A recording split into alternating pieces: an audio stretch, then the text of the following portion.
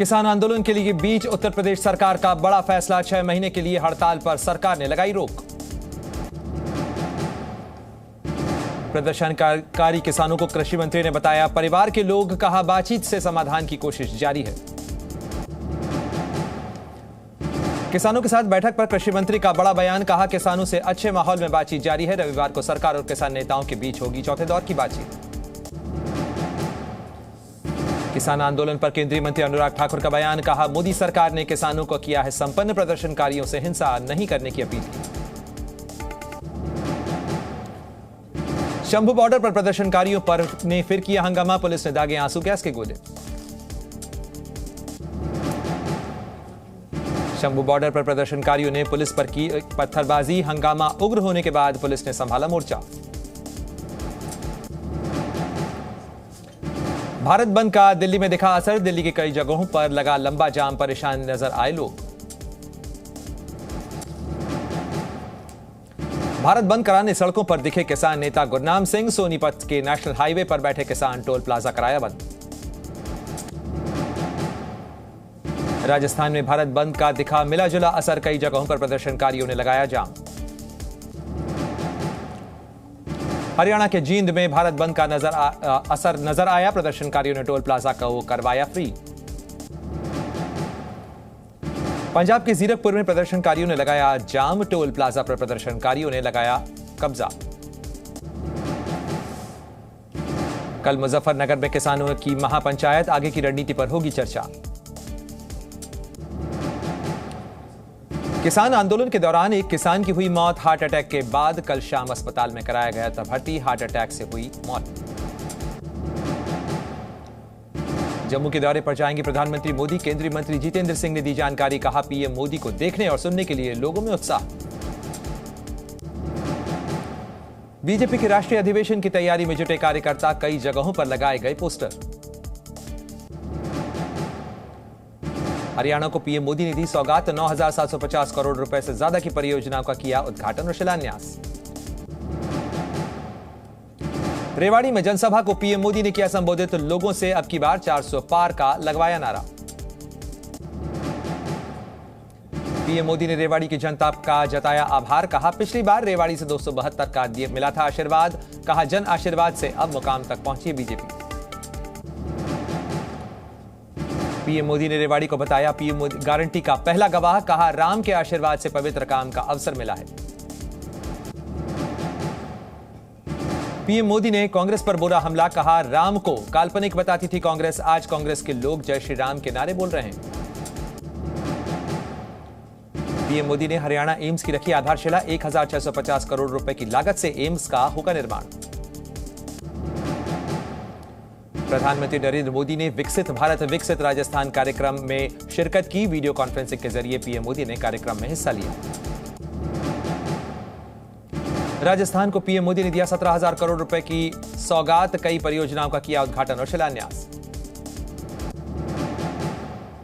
PM Modi ने कांग्रेस पर बोला हमला, कहा कांग्रेस का एक ही एजेंडा है, मोदी को गाली दो। अकाउंट फ्रीज होने पर इनकम टैक्स ट्रिब्यूनल के सामने कांग्रेस ने लगाई अर्जी, बुधवार को होगी मामले पर सुनवाई। 2018-19 के साल का कांग्रेस पर 135 करोड़ रुपए था बकाया, जिसके बाद हुई कार्रवाई। सूत्रों के मुताबिक खबर, कांग्रेस ने 13A के प्रावधानों का नहीं किया पालन। कांग्रेस के खातों पर एक्शन को लेकर बीजेपी की प्रतिक्रिया भी आई सामने, कार्रवाई को रविशंकर प्रसाद ने बताया कानूनी प्रक्रिया, कहा टैक्स नहीं भरा तो कार्रवाई जरूर होगी। अकाउंट फ्रीज होने पर कांग्रेस हुई हमलावर, केंद्र सरकार से पूछा चुनाव से पहले क्यों हुई कार्रवाई, कार्रवाई को बताया लोकतंत्र पर ताला। कांग्रेस पार्टी के कोषाध्यक्ष अजय माकन ने मामले की दी जानकारी, कहा 220 करोड़ का मांगा गया था इनकम टैक्स। खाते में 115 करोड़ रुपए होने पर ही खर्च कर सकी कांग्रेस, मामले पर अजय माकन का बड़ा बयान, कहा 115 करोड़ रुपए खाते में रखने को कहा गया है। कांग्रेस पर कार्रवाई के बाद मल्लिकार्जुन खड़गे ने केंद्र सरकार पर साधा निशाना, कहा सत्ता के नशे में चूर है मोदी सरकार। राहुल गांधी ने ट्वीट कर पीएम मोदी पर साधा निशाना, कहा तानाशाही के आगे कभी नहीं झुकेंगे। खाते फ्रीज होने पर अशोक गहलोत ने भी केंद्र सरकार पर साधा निशाना, कहा बीजेपी के इशारे पर हुई है कार्रवाई। राहुल गांधी ने बीजेपी पर बोला हमला, कहा देश में नफरत और हिंसा फैलाती है बीजेपी और आरएसएस, कांग्रेस के डीएनए में नफरत नहीं। बिहार के सासाराम में तेजस्वी यादव का बड़ा बयान, कहा कुछ भी हो नीतीश कुमार को साथ लेकर चलेंगे, बीजेपी को सत्ता से बेदखल करेंगे। बिहार के सीएम नीतीश कुमार पर लालू यादव का भी बड़ा बयान सामने आया, कहा उनके लिए हमारे दरवाजे हमेशा खुला रहते हैं। बिहार में श्रम संसाधन विभाग में मशीनरी की खरीदारी की होगी समीक्षा, डिप्टी सीएम विजय सिन्हा ने दिए आदेश। उत्तर प्रदेश के चंदौली पहुंची राहुल गांधी की भारत जोड़ो न्याय यात्रा, सैकड़ों की संख्या में उमड़ी लोगों की भीड़। दिल्ली विधानसभा में पेश हुआ विश्वास प्रस्ताव, सीएम केजरीवाल ने बीजेपी पर लगाए आरोप, बोले ऑपरेशन लोटस के तहत विधायकों को खरीदने की नाकाम हुई कोशिश। झारखंड में चंपई सोरेन कैबिनेट का हुआ विस्तार, बसंत सोरेन, दीपक बिरुआ समेत 8 मंत्रियों ने ली शपथ। हल्द्वानी हिंसा को लेकर एक्शन में प्रशासन, कई जगहों पर 9 अपराधियों के लगे पोस्टर, लोगों से सूचना देने की अपील की गई। कांग्रेस नेताओं को भी पुलिस ने संदेश खाली जाने से रोका, दक्षिण 24 परगना में धरने पर बैठे अधीर रंजन चौधरी।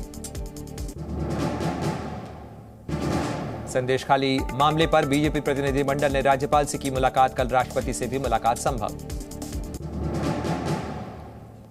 पश्चिम बंगाल जाएंगी राष्ट्रीय महिला आयोग की अध्यक्ष रेखा शर्मा, 19 फरवरी को संदेश खाली का करेंगी दौरा, मुख्य सचिव और डीजीपी के साथ भी करेंगी बैठक।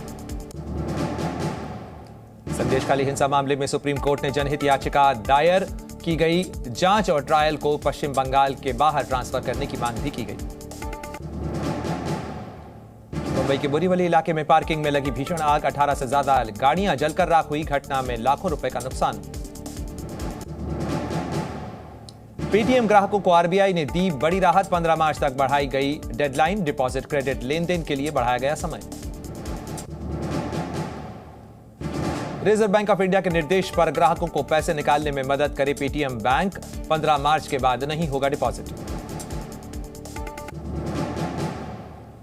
रूस में राष्ट्रपति पुतिन के विरोधी अलेक्सी नवल्नी की मौत, 2021 से जेल में बंद थे नवल्नी। अलेक्सी नवल्नी पर रूस में कट्टरपंथ को बढ़ावा देने का लगा था आरोप, 2021 में हुई थी कैद की सजा।